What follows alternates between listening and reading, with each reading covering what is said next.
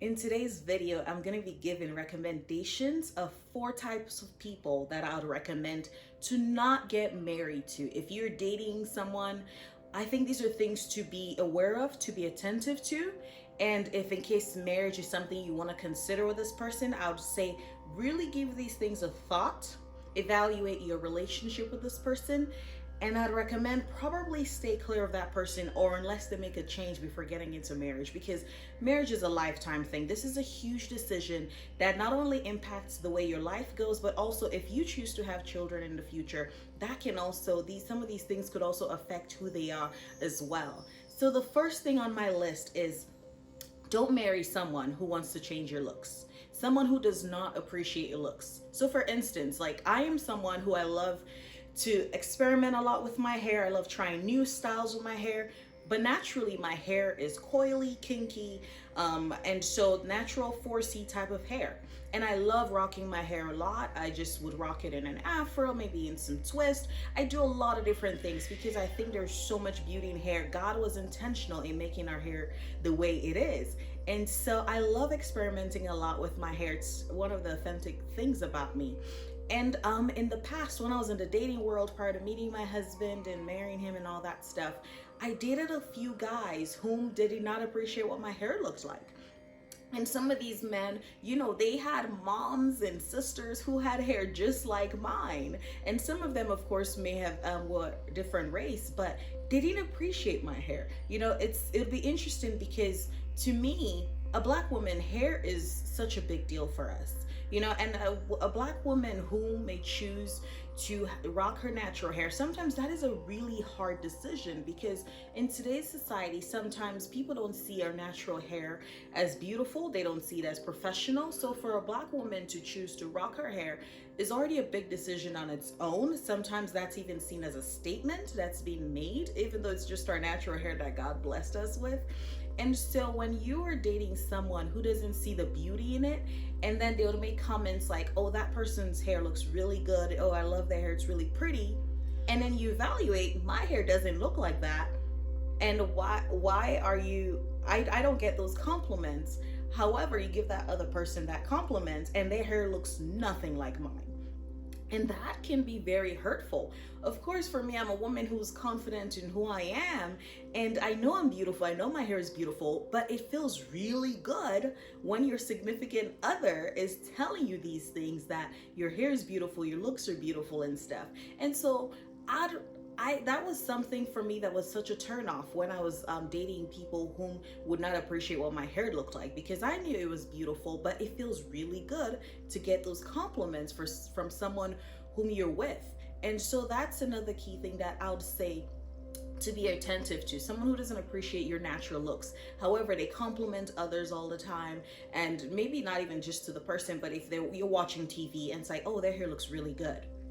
And then it's like you start to think internally, you're just like, interesting, And so, or it could be your body size, maybe you can be thinner and you notice a pattern of them always complimenting women who are thicker in size, or also notice a pattern that maybe you are thicker and they compliment women who are thinner, who look nothing like you. And you start to question your own beauty. And no matter how confident you may be, but compliments are wonderful. And when you're with someone whom you love, you want to hear compliments from them. You want to know that they appreciate your beauty, they acknowledge your beauty. That matters a lot. And so that's something that I think you should be aware of if you're considering someone to get married to. The second thing on my list is, don't marry someone who has a different picture of what family would look like for you both. So for instance, if you're dating someone, they're saying, yeah, I don't really want to have kids in the future and all that stuff, and you want to have kids in the future, I'd recommend you listen to them and don't start thinking, oh, I can change their mind. Or maybe if I just let them hang out with my cousins or my little brother and sister or my nieces and nephews, that will change their mind. I truly believe that you should listen to them in that moment and not assume that you can change their mind in the future. And there are people who change their mind. They say, oh, I don't want to have kids or whatever.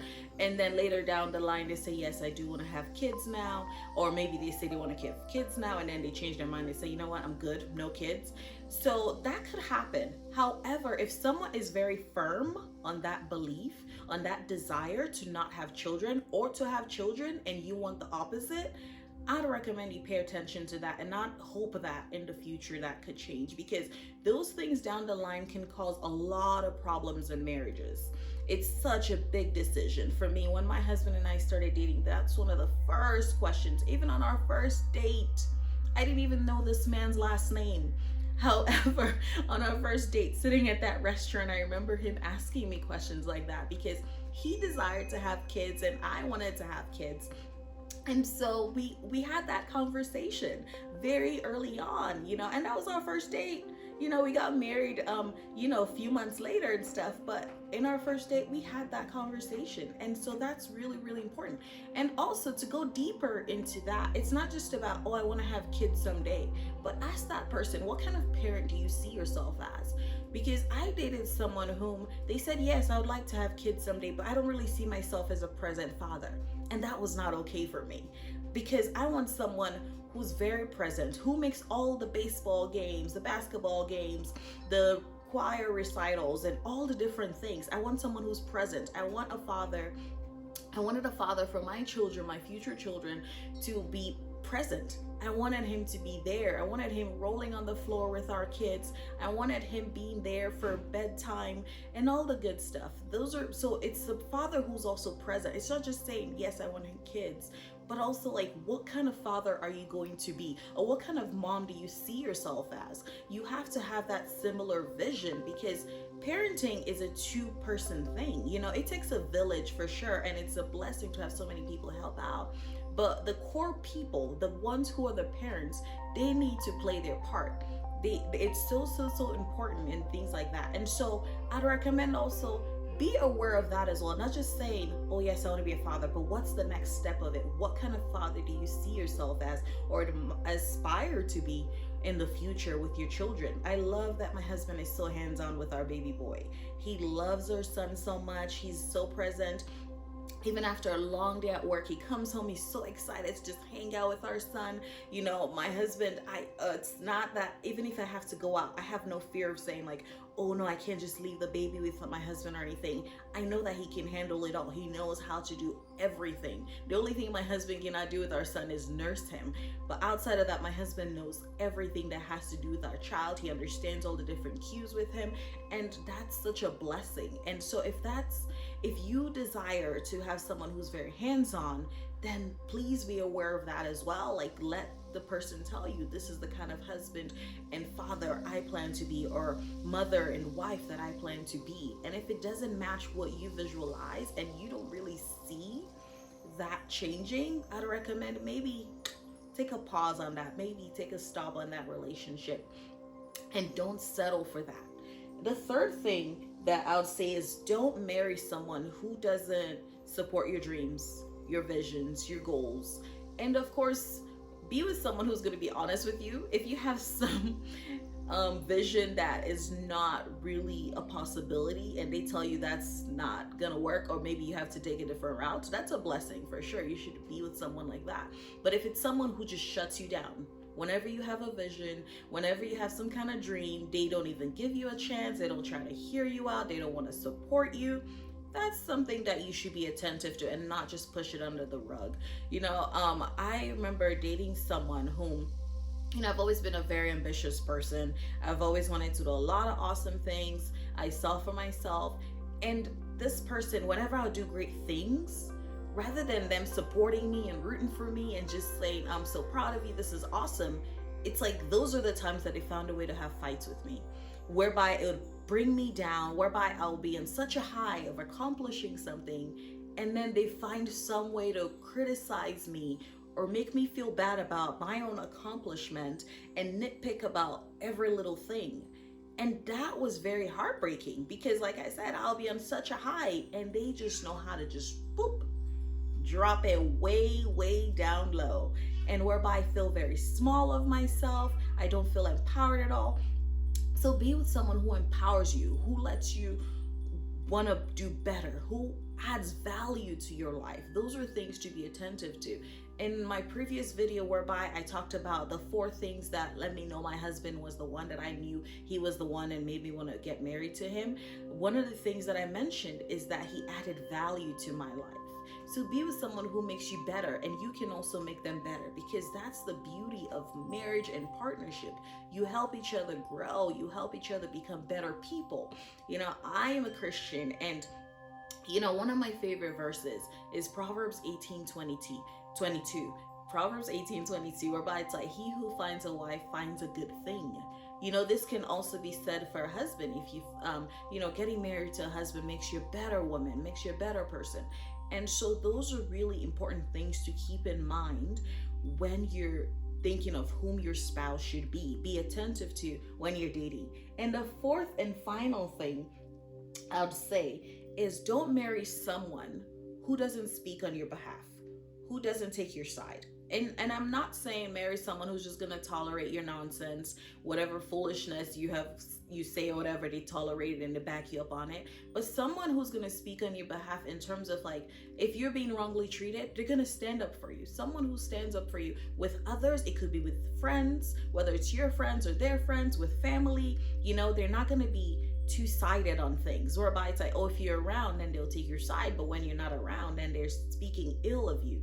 Be very, very aware of things like that. You want someone who's gonna take your side. You know that you can trust that they'll be there for you, they'll speak on your behalf, and they're not going to speak poorly of you to others at all. You know, if it comes to when they're with their family and someone says something negatively about you, you know they're going to speak up and say, hey, no, she's not like that. Don't say that. I don't appreciate that. That's disrespectful, you know. Or when they are with their friends or something like that and they say a certain thing and they're like, no, that's my husband or that's my girlfriend or something like that, and do not say that about them. Do not say these things about them. They're not going to allow others to disrespect you. Respect is such an important part in marriage and in relationships in general.